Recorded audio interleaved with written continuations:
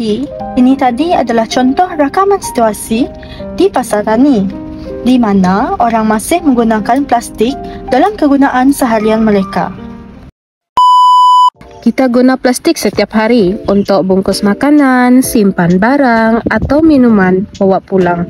Tapi kan, pernah tak kita fikir apa yang jadi dengan plastik ni selepas kita buang? Hai, saya Rachel. Dan hari ini saya nak bincangkan satu isu yang sangat dekat dengan kehidupan seharian kita, iaitu penggunaan plastik berlebihan di Malaysia. Di Malaysia, kita guna lebih 4 bilion beg plastik setiap tahun. Kita nampak ini di pasar malam, pasar raya dan kedai makan. Plastik mudah, murah dan cepat. Tapi kesannya, plastik ini mengambil ratusan tahun untuk terurai. Ia mencemarkan sungai, laut dan membunuh hidupan marit. Jadi, kita berdepan satu dilema etika antara keselesaan manusia dan kelangsungan alam sekitar. Dilema ini wujud disebabkan oleh konflik nilai yang berbeza antara pihak-pihak berkepentingan. Di satu pihak, peniaga dan pengguna lebih gemar menggunakan plastik kerana ia boleh menjimatkan masa dan kos serta sangat praktikal. Namun demikian, tanpa kita sedari, penggunaan plastik dapat menjejaskan alam sekitar, kesihatan dan juga masa depan generasi yang akan datang. Utilitarianisme.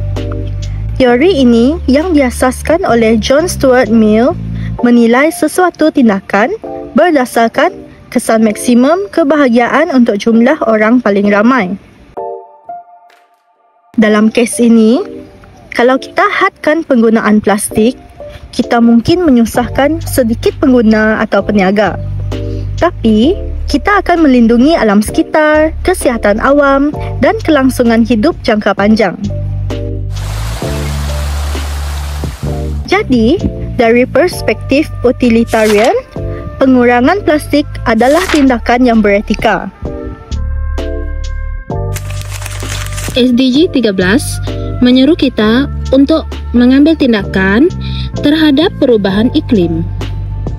Seperti mana yang kita tahu, plastik berasal daripada petroleum dan proses pembuatannya akan menyumbang kepada gas rumah hijau.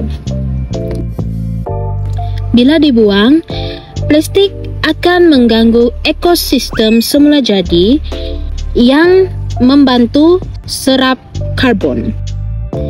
Plastik juga dapat menghasilkan mikroplastik yang akhirnya masuk dalam makanan kita. Jadi, kurangkanlah menggunakan plastik. Lindungi iklim dan lindungi kehidupan. Jadi, apa yang kita dapat belajar dari isu ini? Kita dapat sedar bahawa kemudahan hari ini tidak boleh mengorbankan masa depan esok. Kita juga dapat belajar untuk menghargai alam bukan sebagai alat, tetapi sebagai amanah. Kita juga dapat mengubah tabiat kita dengan membawa bekal sendiri, mengelak beli air botol dan menggunakan beg kain untuk membeli barangan keperluan kita. Sebagai generasi muda, kita bukan hanya pewaris alam ini, tetapi juga penjaganya.